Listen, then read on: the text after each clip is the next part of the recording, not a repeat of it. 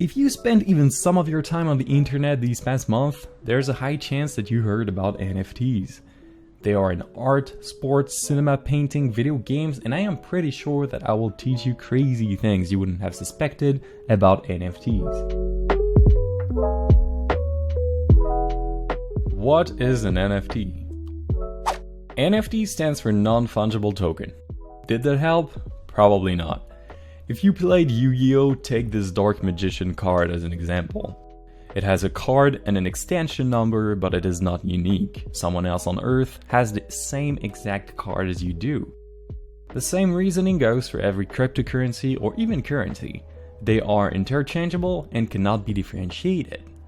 €1 or $1 will always be the same. For a non-fungible token, that is different. They are linked to a unique token that cannot be replicated or stolen, as they are visible on the Ethereum blockchain. This token can be stored in any crypto wallet and states that you own the NFT that is linked to it. Concretely, that can be anything digital: a picture, a music, a digital painting, an item in a video game, a video, or even a tweet. The fun part is that anyone can create or exchange NFTs with the use of MetaMask, resulting in an ever-growing interest in this kind of crypto assets. Now you might want to ask me a question.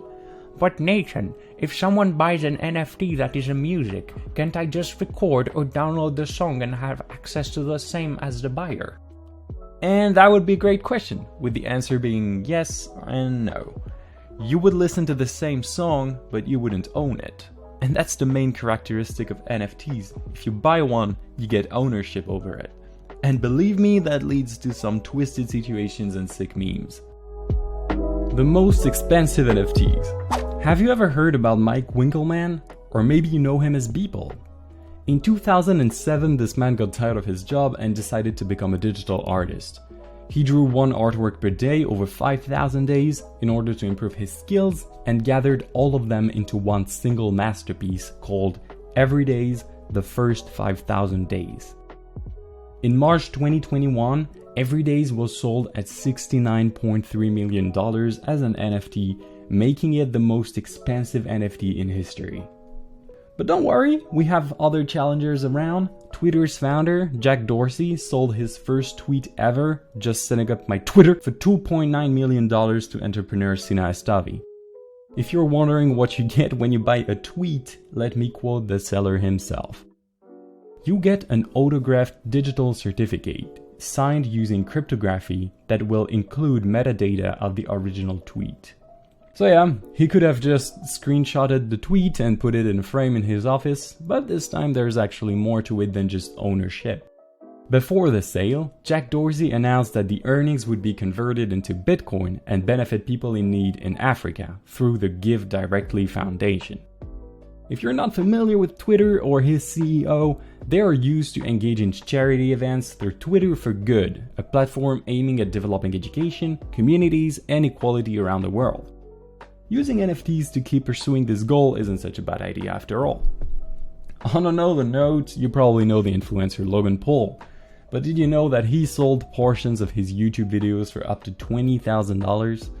These were called Break Moments NFT collectibles, and were basically the best moments of his last first edition Pokemon pack openings. He even created a website dedicated to NFT sales based on a partnership with Bondly Finance on the Polkadot ecosystem.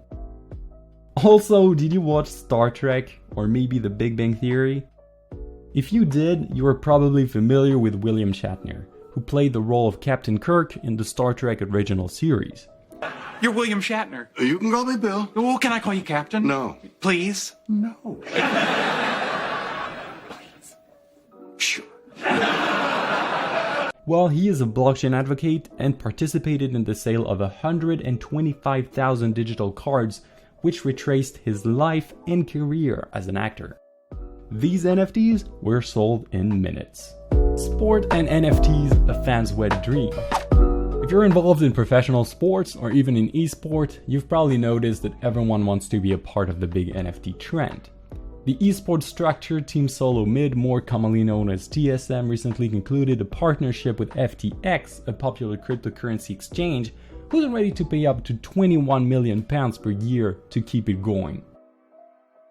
Obviously, they've also announced that they will be releasing something similar to NFTs, and believe me, if they're ready to spend such massive amounts, that's because there is profit to be made.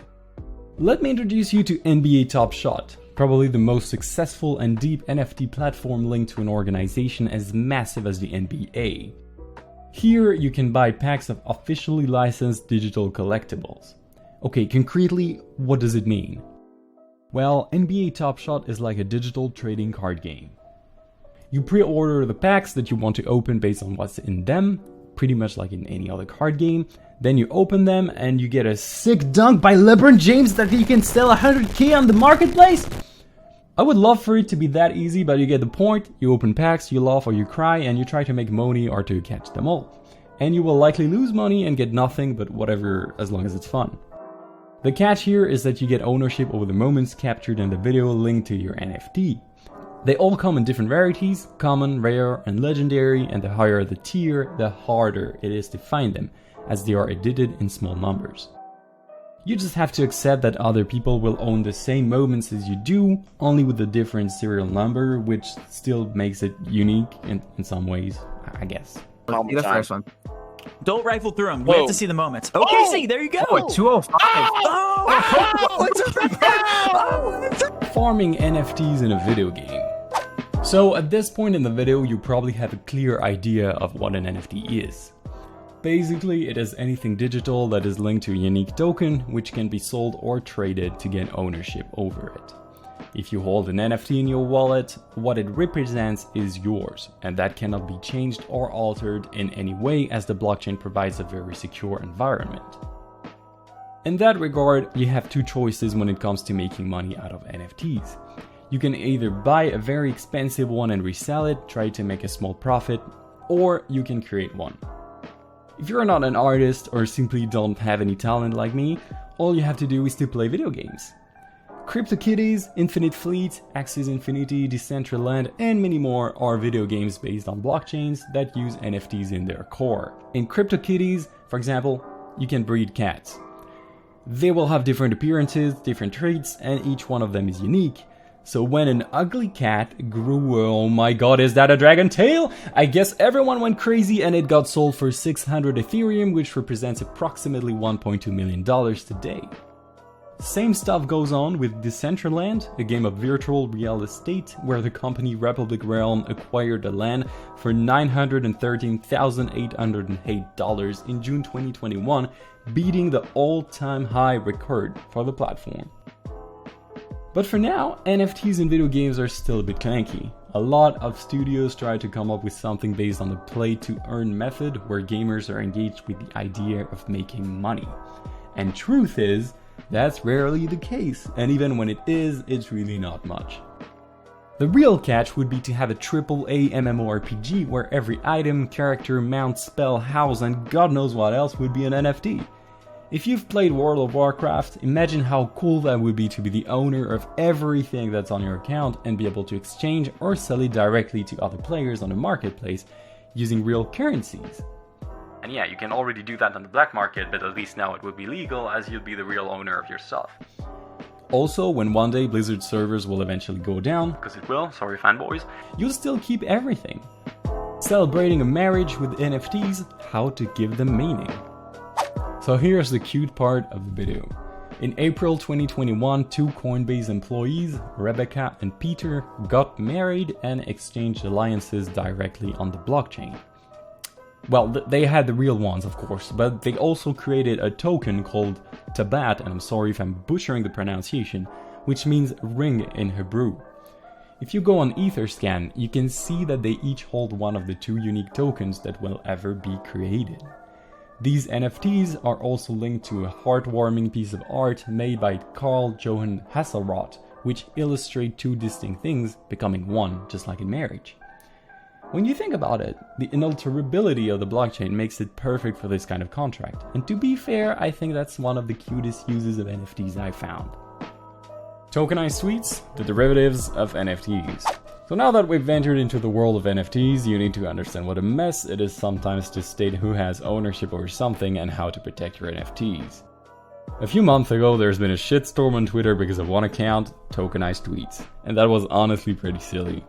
If an artist or anyone basically uploaded something on Twitter, all you had to do was to reply to the artwork by tagging Tokenized Tweet and add your wallet address to claim the art piece as your own under the form of an NFT. You can imagine the reaction of people when they discovered that you could steal the ownership of their work in less than a second. After a long debate, that issue got pretty much fixed, even though we'll probably see other problems like that in the near future because the NFTs are a mess. But the real interesting thing is, how do you protect your NFTs and how do you ensure that they will always be available? Remember Beeple, the artist we talked about at the beginning of the video who sold his paintings for $69.3 million? Well, someone bought it. And what would happen if the server holding the NFT goes down? How would the buyer still get access to the artwork? I should probably make this clear as I haven't really talked about it, but an NFT states what you own, but it doesn't contain your digital asset. It only points to a URL where your belongings are. So if the hosting servers go down, you lose everything. To counter this, most hosting providers of NFTs use a system called IPFS, which stands for Interplanetary File System. With this, your files are hosted at multiple locations, preventing the loss of your sets if one of the servers goes down. The fun thing is that if you actually want to be sure to keep access to your NFTs, the safest way is to pay to host it yourself. After spending $69.3 million in an artwork, how about some more dollars to make sure it doesn't vanish into the void of the internet? I've been a bit sarcastic in this video, but I do strongly believe that NFTs will be a game changer in a lot of domains. It's just that we're at the very beginning of it, and for now most projects and sales aren't what we would call serious business. I still hope that you learned something in this video and that you enjoyed watching it. In case you forgot, we have a mining pool called Cruxpool where you can mine Ethereum, Ethereum Classic, Beam, and Ravencoin. We also have a Discord server and many other social networks. If you like this video, please subscribe and leave a like for more content like this. Wishing you all the best, Nathan out.